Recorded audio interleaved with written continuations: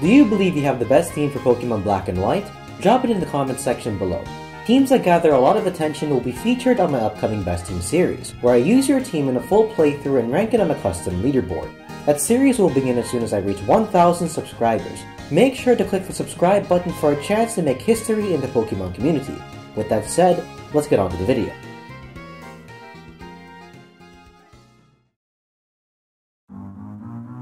The Unova region is home to my all-time favorite Pokemon games, Pokemon Black and White as well as Pokemon Black and White 2.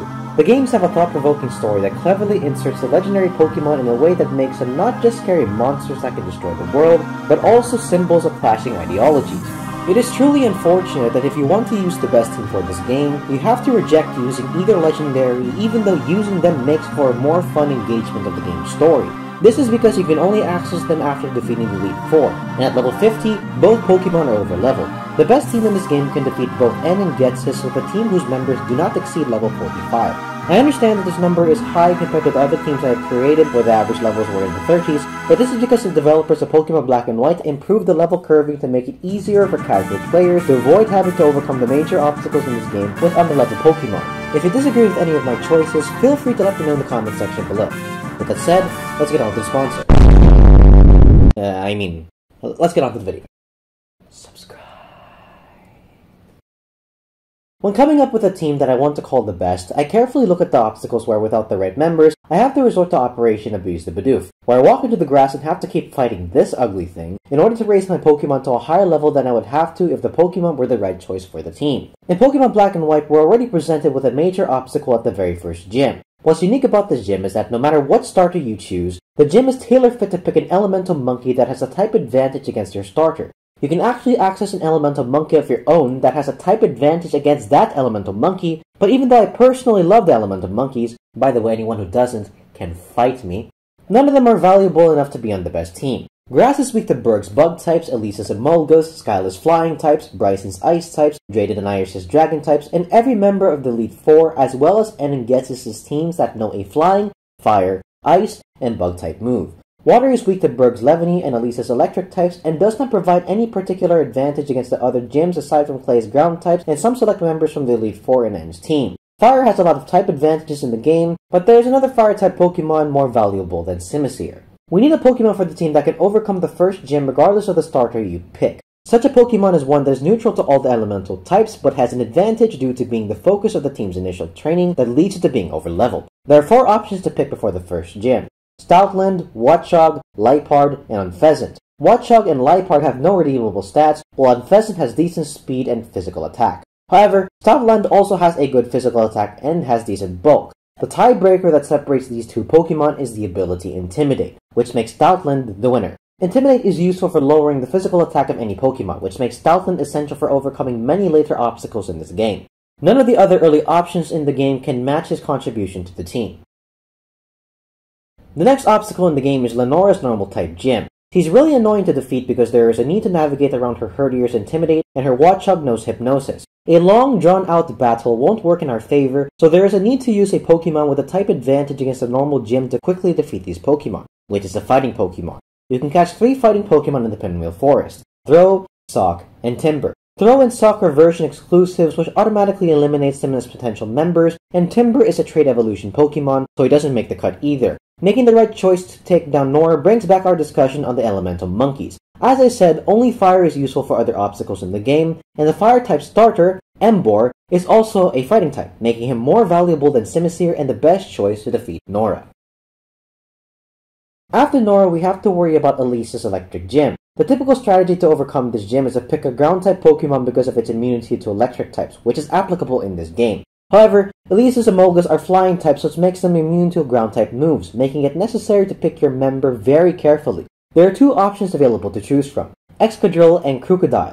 I have tested both options, and they are both incredibly strong in their own ways. Excadrill has the secondary Steel typing, which is a great defensive type, and his attack stat is off the charts. Crocodile has good attack and speed and has the abilities Moxie and Intimidate, leaving it up to you which one to choose because both abilities are game-changing. Neither option, though, is very desirable for taking down Elisa when underleveled because they do not have access to moves that deal a lot of damage to the Emolgas, which is what makes her really irritating to defeat. The key Pokemon to defeat her is actually Herdier, because he can spam his Intimidate ability and pivot with either of the ground-type options to drain the Emolga's attack until they can't do anything useful. The tiebreaker, therefore, lies in other obstacles in this game.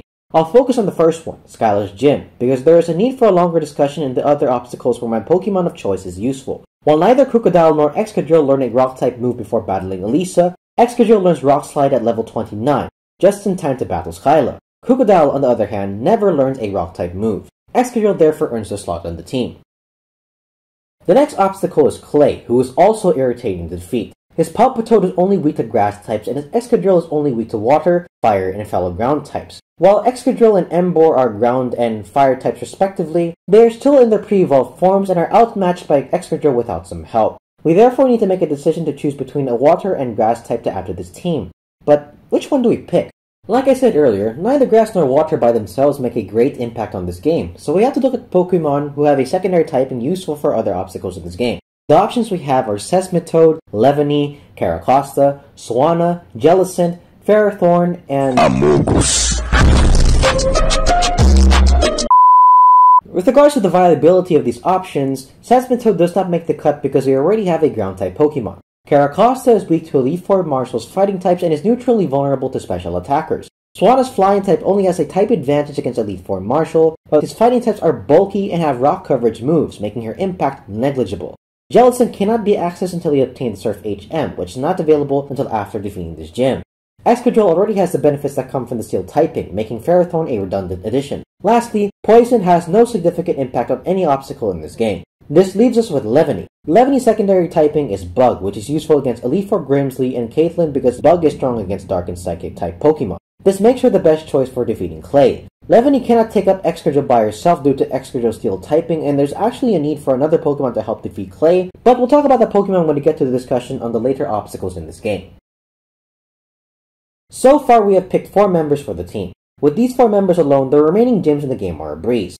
Excadrill and Stoutland can defeat Skyla using Rock Slide and Thunderfang, Emboar can sweep Bryson's Ice Gym, and Stoutland and Excadrill can sweep through Jaden's Dragon types by pivoting between each other and spamming Intimidate until each of his Pokemon cannot make a dent with their physical attack. Therefore, in picking our remaining 2 members, we need to look at the obstacles presented by the Elite Four, N, and Ghetsis. From the Elite Four, the obstacles that pop out are Chantal's Chandelure, Grimsley's Crocodile, Caitlyn's Psychic types, and Marshall's Fighting types. Against N, the relevant Pokemon are Reshiram, Caracosta, Vanillix, Zoroark, and Klinklang. For Ghetsis, the important Pokemon are Bouffalant, Bisharp, Electros, and Hydreigon.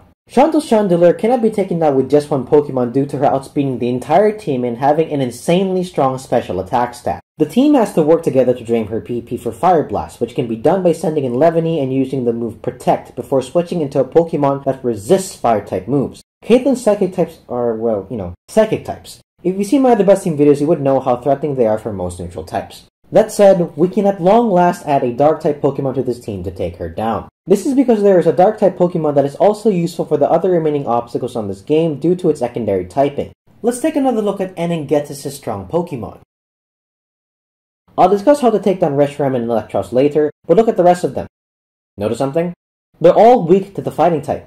I understand that Ember already has the Fighting type, but look at Grimsley's Crocodile. His secondary typing is Ground, which is super effective against Fire types. Ember would lose against Crocodile because he is outsped and underleveled. You could argue that Levany would do the trick because both her typings are strong against Crocodile, but Crocodile's move Foul Play creates a very sticky situation since Levany's strongest stab move does not take out Crocodile in one hit. There's no downside in having a second fighting type Pokemon on the team since it helps take down all these obstacles while also fulfilling the original role of defeating Caitlyn's Psychic types. There is one Pokemon that has both of these types, which is Scrafty. Scrafty's high defense stats and decent attack stat allow him to win in sticky situations, and his ability Moxie raises his attack stat after each Pokemon that he defeats, which cancels out Crocodile's Intimidate and makes him a potential sweeper. Scrafty has the right typing, stats, and ability to help defeat all of these Pokemon.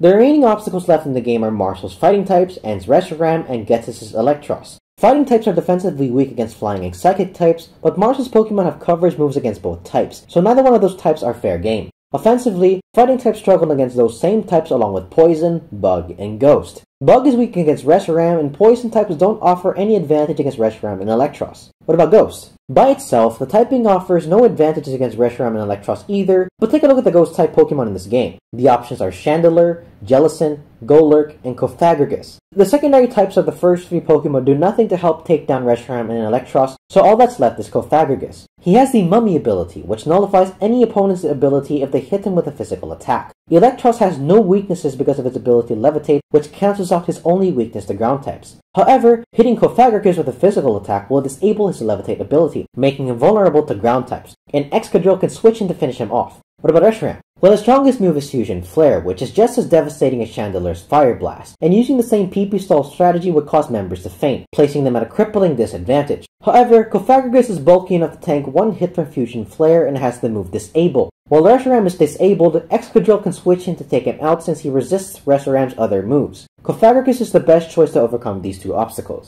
That said, you may be wondering how Cofagrigus is useful for defeating Marshall's fighting types when they have coverage moves against ghost types. The answer is that taking down his Pokemon involves first opening with Stoutland to lower their attack stat and then pivoting into Cofagrigus for free since they'll attack Stoutland with the fighting type move. This process can be repeated until the strongest stab move barely makes a dent against our Pokemon. But it's also possible for Cofagrigus to speed up this process because he has access to the move Will-O-Wisp, which lowers their physical attack stat by half and gradually drains HP. This, combined with Intimidate, allows for Cofagrigus to tank multiple super effective attacks from Marshall's Pokemon. Also, Cofagrigus knows the move Curse, which will drain additional health from Marshall's Pokemon each turn, on top of the health loss from burn damage. Using Stoutland and Cofagrigus enables a stalling strategy that uniquely works on Marshall's Pokemon. Both these Pokemon are also useful against Clay's Excadrill to enable the other team's members to tank his stab moves despite his high attack stat and the team not being fully evolved. Cofagrigus is irreplaceable in his role to overcome Clay's Excadrill, the Elite Four, N, and Ghetsis.